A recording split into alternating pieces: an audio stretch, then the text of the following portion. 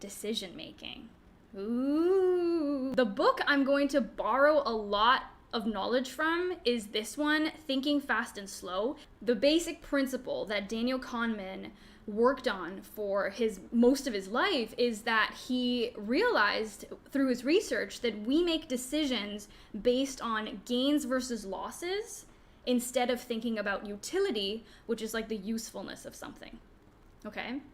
So when you think of gains versus losses, it also brings to my mind like pleasure versus pain, right? So our brain is constantly calculating pros and cons to a situation. And when we realize that background kind of noise of calculation that keeps happening, we can truly understand the rationale behind why we do what we do versus guessing why we do what we do. System 1 is fast, right? It's the daily decisions that you're making, like, am I going to work out today? Do I want to drink water right now? Do I need to use the washroom? Which book should I read? Very quick decisions. You're not consciously making those decisions. They're quite fast, right? And because of that, they're very automatic. So you're kind of on autopilot, okay?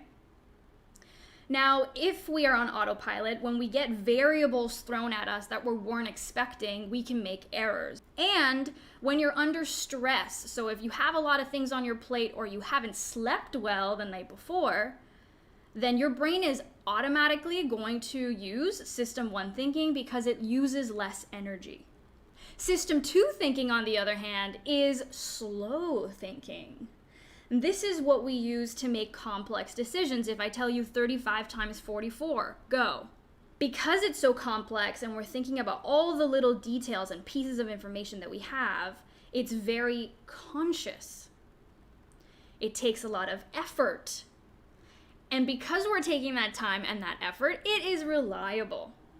Now, the issue with System 2, because you're like, why can't I use System 2 all the time then? Is because when you're under stress, System 2 is inhibited, okay? You can't really use it. It takes a lot of effort, takes a lot of energy. And when you're high stress, you're alert, you're go, go, go. Let's save energy. Let's come to a decision quickly. So the basic premise is that decisions take energy, and we're making 35,000 decisions a day. Therefore, if we're not making decisions, indecisions actually deplete energy.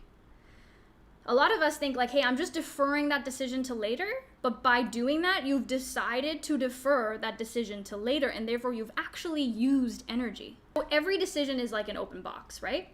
So if you don't make a decision, you're keeping all of these boxes open. Now think about physical boxes in your space. They're suddenly starting to pile up. And you're getting overwhelmed because you have all of these open boxes. If a box is open, it's like a tab that's open on your browser. It's using energy. And difficult decisions actually take more energy.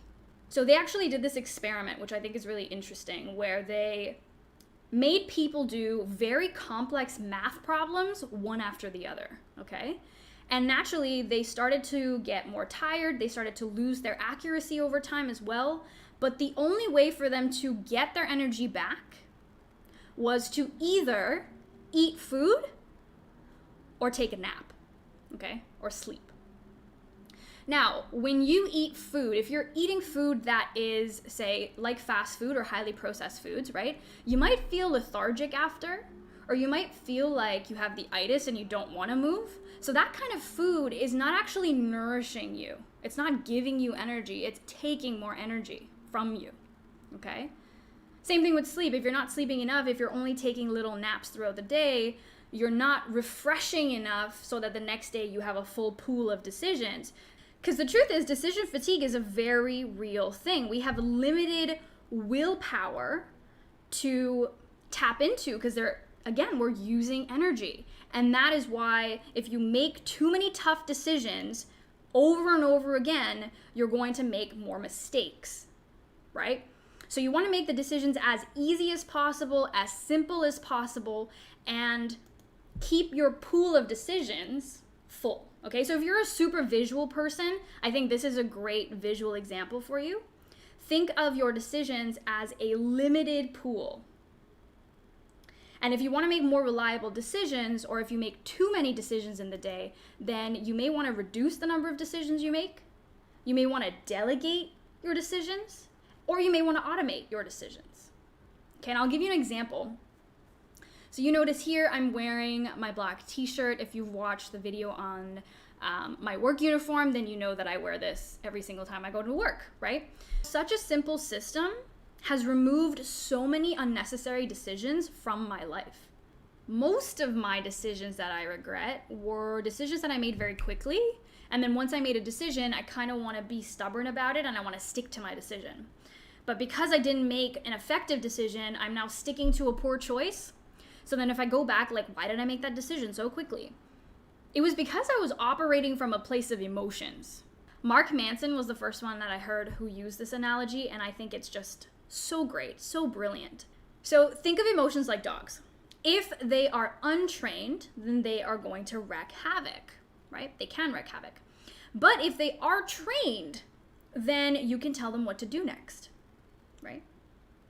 So the level of competence a dog has is always a reflection on its owner. And similarly, the level of competence you have with your emotions is always a reflection on what you've chosen to do with them, right? Have you trained your emotions, or are your emotions untrained? People often rely on their gut feeling and they'll say, hey, I have a pretty strong gut feeling about this. So the bat and the ball problem. A bat and ball costs $1.10 in total. The bat costs $1 more than the ball. So how much does the ball cost? If you think the answer is 10 cents, let me tell you that you are in the majority of people. But the correct answer is 5 cents. Because if you've seen this question before, there's something in the back of your mind that's like, this is a trick question. Let me think about that one. And you've automatically engaged your system too. So if the ball was 10 cents, the bat would be $1 more than that. So the bat would be $1.10. So now you have 10 cents plus $1.10, which is giving you $1.20. But that's not what it costs in total. It costs $1.10. So the ball has to be 5 cents. Now you have 5 cents plus $1.05, which gives you $1.10. But our brain tricks us by creating these fast judgment calls because we're not truly thinking about it. We're trying to get to the answer really quickly. And that's why we use our system 1, which is error prone. And when it comes to your gut feeling, the way to trust it is the more experience you have, the stronger your gut feeling, and the lower your experience, the weaker your gut feeling. Okay? So it's not a blanket statement that you can just trust your gut. Because if you have poor experience, well, you know what? You probably shouldn't trust your gut.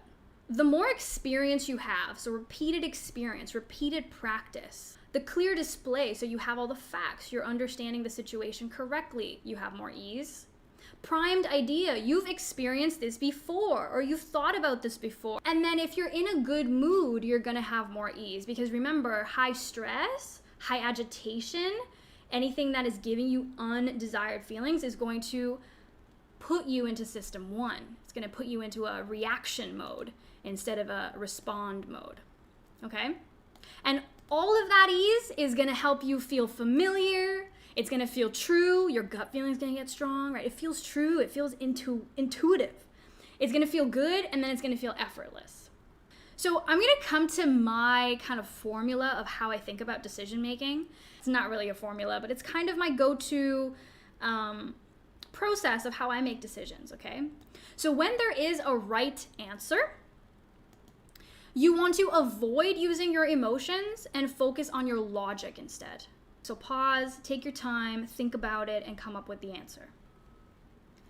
Now, when there isn't a right answer, so it's kind of an open-ended question of, should I move to this country for my job? Very open-ended. There isn't a right answer. So that's when you want to combine your logic with your experience, always deferring to our rational brain. And for those of us who, like our emotions, we trust our emotions, I think if we use that analogy of emotions being like dogs, then perhaps you've done a good job of training your emotions, training your dog so that you can tell them what to do. Now let's take a little trip into the neuroscience world because I want to show you how our brain is actually constructed, okay?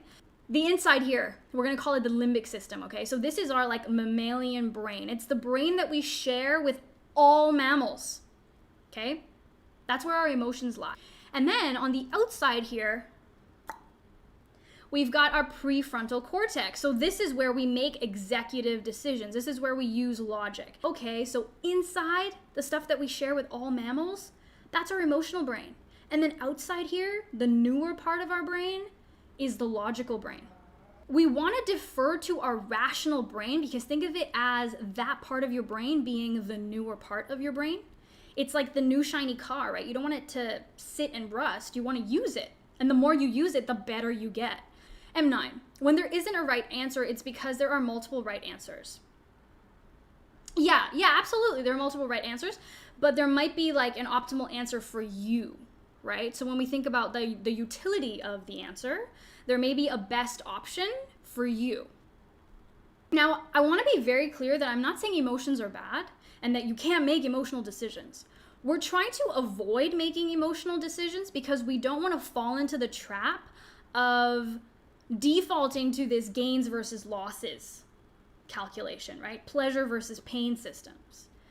Because a lot of the times our brain is trying to keep us safe, and so much of it is unconscious that it kind of induces false fears or creates phantom excuses, phantom reasoning as to why we shouldn't do something, but it's just trying to protect us, right? And that emotional decision making is actually hindering us from a utility perspective in the long run of like really fulfilling our potential. You know what I mean? Because your level of emotional awareness and emotion regulation is going to affect your decision. So if you have a really high level, probably won't affect your decisions negatively. But if you have a low level of emotional awareness, it will affect your decisions negatively. Okay, and you will have more of those moments where you look back in your life and you regret things. You regret not making decisions, you regret not taking the leap, or you regret doing something that you maybe shouldn't have done. Now, the thing is, if you don't have time, then these are my two go-tos. The one is to defer to somebody who has cognitive ease on the situation. So if you remember this diagram here, you want to defer to somebody who has experience. The second option I would say is you could respond with your best judgment. Now, your best judgment is going to be what it is in that moment, right? If you're 13 years old, you probably don't have the best judgment. If you're 50 years old, you probably have better judgment than that, right? So your level of judgment is going to reflect your level of experience. And if you make mistakes, no worries. You'll just learn from the mistakes and you'll deal with the consequences and you'll have better experience for the next time.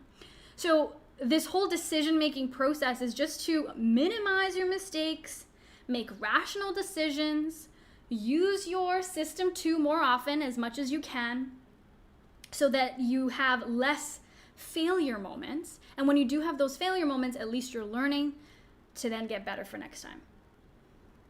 Does that help? So I'm out here being like, hey, I'm decisive. I know what I want and I know how to get it.